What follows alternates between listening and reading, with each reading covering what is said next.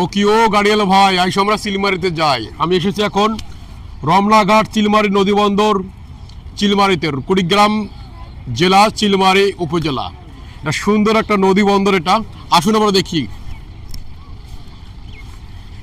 ও কি ও গাড়িয়াল ভাই, আইসো আমরা চিলমারিতে যাই।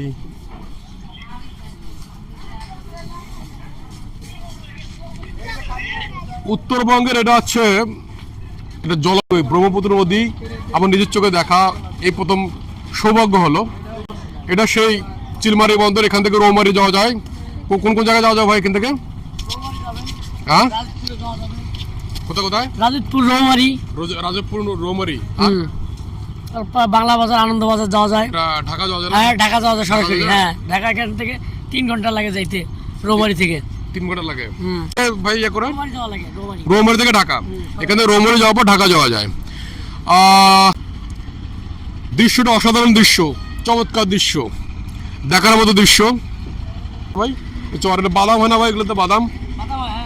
আচ্ছা আচ্ছা।